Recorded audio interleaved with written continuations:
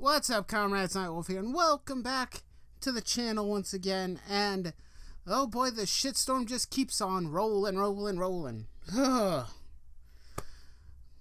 Now, I was going to just, drop this, but I heard about this article and I kind of wanted to cover it because the blame has been levied towards the fans of comic books that it's our fault.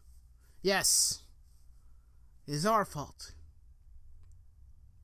that the comic book industry has such a toxic relationship. We're the problem. We're the problem, guys. We're the problem. We might as well just admit it right now, right? We're the problem, not the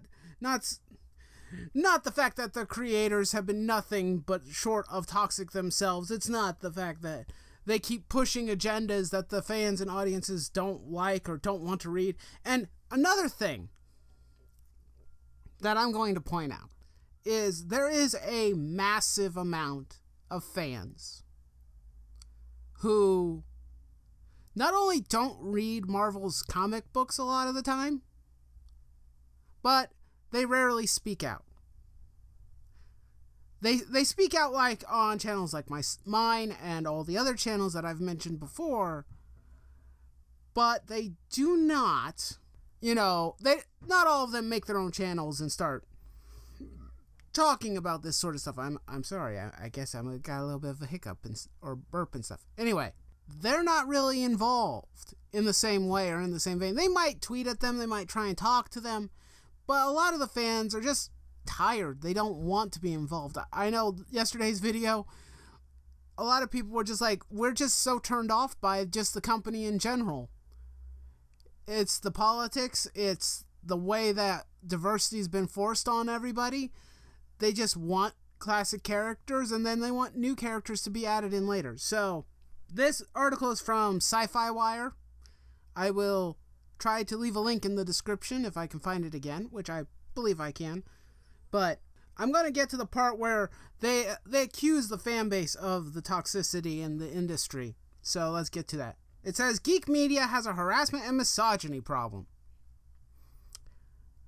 I don't agree with either of those.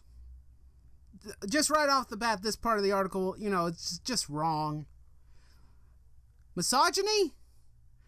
I don't think so. I think you're reaching on that one.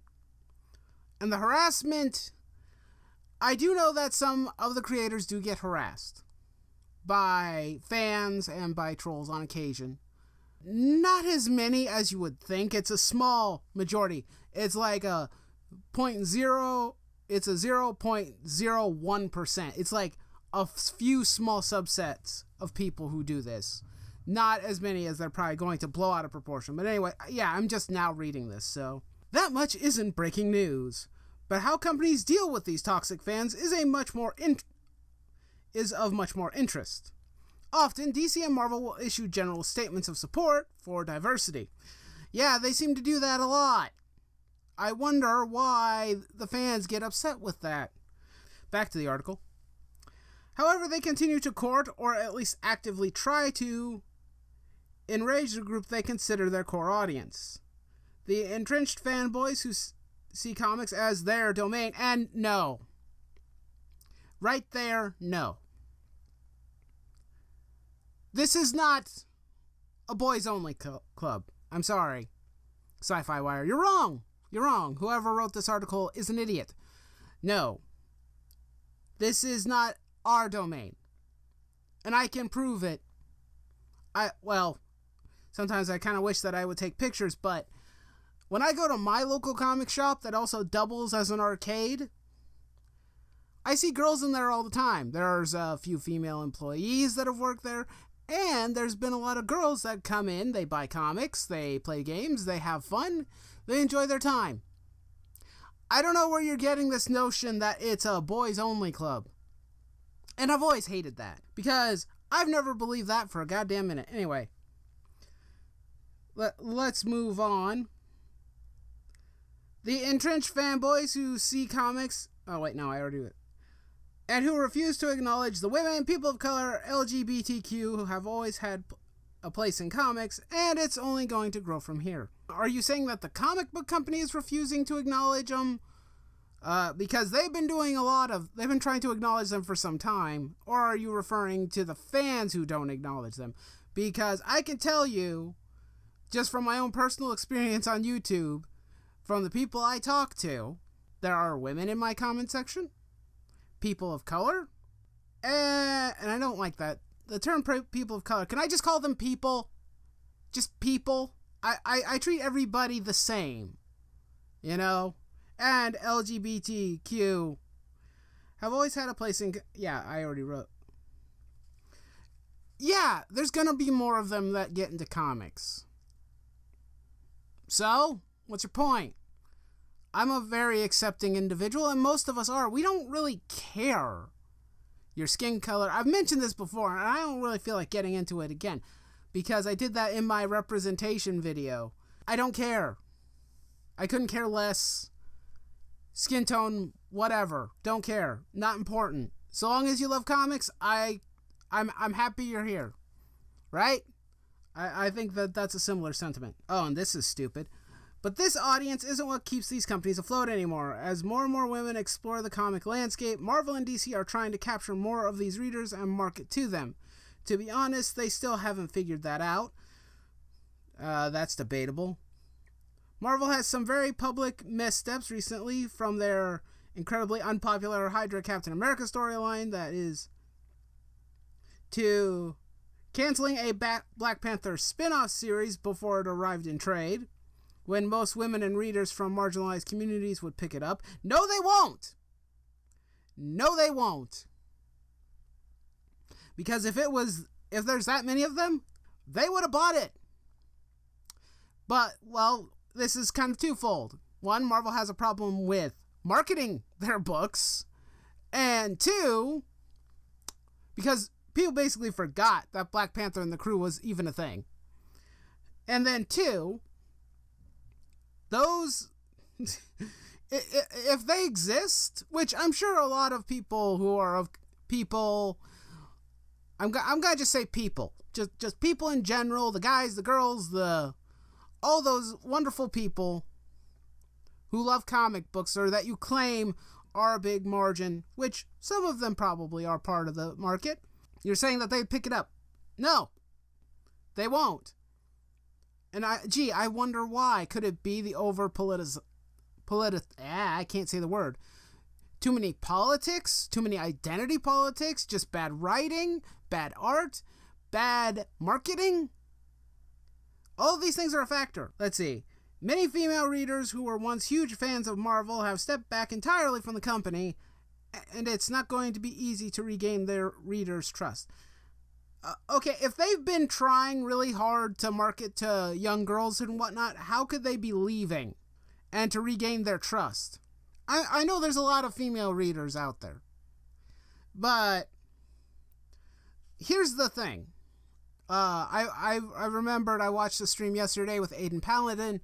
A lot of comic book readers fit into different genres.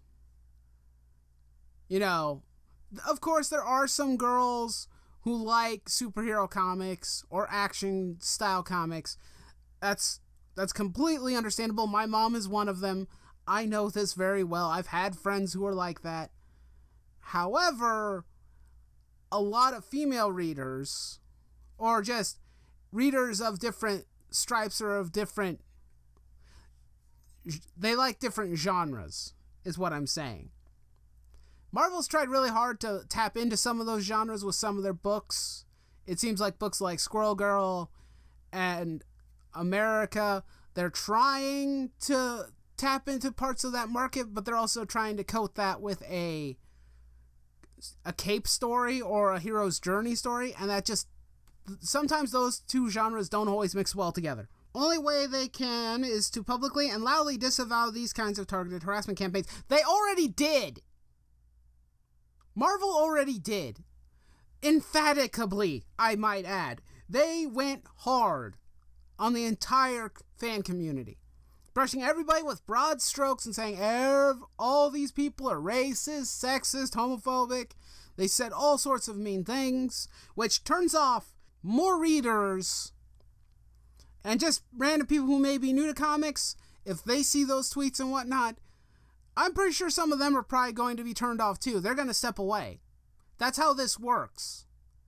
If you're an asshole to the public, on a public forum, and by asshole I mean you're a professional company and you don't act professional, hate to tell you this, but you're probably going to lose some business. You're going to get hit, and you're going to get hit hard. Anyway, the toxicity that resulted in Antos' trolling is terrible, but if companies stand up against this type of fan, oh, love how you put fan in quotation, because a lot of the people were just asking questions, or if you're talking about a few somewhat salty tweets, get over it, grow thicker skin, they will increasingly push them to the fringes. The ones that you're referring to, like I said, are a very small margin, and most of them are on the fringes of the fan base and the fan community. Most of us do not even engage with them or know who they are. And the fact that Heather Antos and Chelsea Kane never bothered to give actual credible evidence of harassment or even say that I reported it to the police, I don't think that it actually happened. And I won't believe it happened until I see a police report or they actually show us what's been going on. Transparency is important, you know. Right now, these trolls believe that their opinion matters and that comics belong to them. No. Like I said, these trolls are very few and far between, and even some of us who are actual comic book fans that might troll the odd creator here and there or try and talk to them. Mainly me, I just try and communicate with them. I know some of us, might throw an odd joke in here or there, but for the most part, I try and just communicate. But if you act like an asshole to me, I hate to say it, but I will go right back. I will give you what you gave to me. And I hate to say this, but the opinions of anyone matter.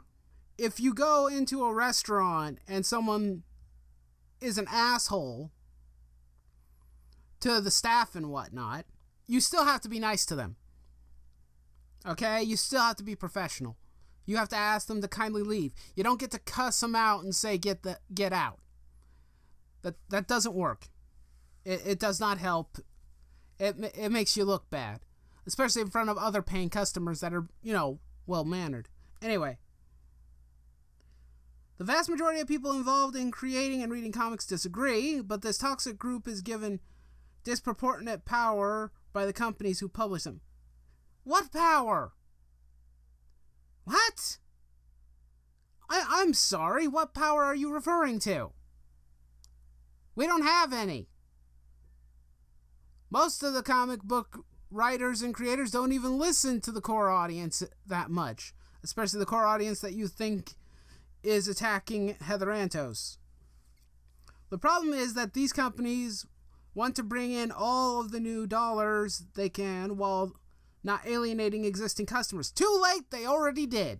DC not so much. DC's been pretty solid, but Marvel has alienated the entire fan base. You are completely off the reservation on this one. Even if they harbor...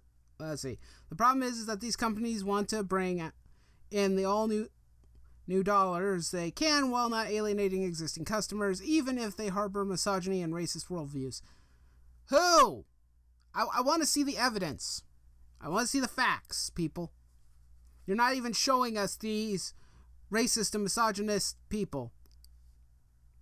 It's certainly been disappointing for marginalized readers, especially while much of the diversity they were throwing at us was still written and drawn by white... You see? This is wrong. By white men. You see, you're claiming one thing, but attacking Marvel and DC at the same time. Marvel, DC, listen very closely to me. Or listen to the audience. Don't listen to people who wrote this article who say that they love your diversity but then attack you. Give these people an inch, they take a mile, which has already happened with you, Marvel. You've lost so much faith with the rest of the audience. You're an idiot. You've lost it. Not only have you lost it, you've bought into it, and you just accept it. But things are changing in comics. Women are reading the them in larger and larger numbers, that's debatable, but probably, maybe, it's debatable. I mean, I see female readers in the comic shops, but there's still a small cry from being a large group. It's like, every once in a while, I'll see like maybe 2, maybe 3 of them. It's not a large number. It's a mildly in the middle of the road. It's like maybe about, I'd say like maybe 5%, at least in my area, it's 5%.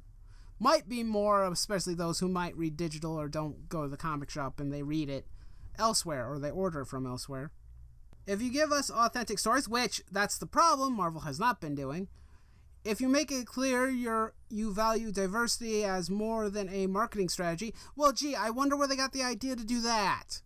Could it have been you? That's what everyone's been telling you. I hate this article. And you make a concerted effort to reach out to newer readers, we will come in droves. Yeah. If you make a concerted effort to actually tell stories, yes. And here we go again. You're saying one thing and then doing another. You're a hypocrite here. Women and marginalized communities are itching to be catered to. It's like, okay, so you want them to be catered to, but yet not catered to. Could you make up your bloody mind? This is the reason why Marvel is so bloody confused. And we will bring our dollars to the table. I'm not going to read any more of this. I'm not. I don't want to. This was stupid. And like I said, this is... The fans are not the problem. Majority of the fan base are actually very nice. A large majority of us are good. We're mild-mannered, well-behaved citizens, if that's what you want. But if you're going to you see, you're giving ammunition to the trolls. You're giving ammunition to the, like I said, the 0.01% of the fan community who are actually what you say that we are. And you hypocritically both praise and attack Marvel at the same time. And probably DC to a lesser extent. Could we not do that? Man, this video has gone on a long time. I'm going to end here. Tell me, the link will be down below for this article. Let me know what you think about this. Leave me a like, shoot me a comment.